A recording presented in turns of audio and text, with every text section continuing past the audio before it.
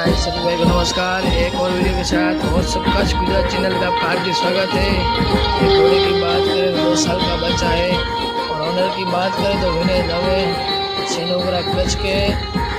और घोड़े का नाम है केसर।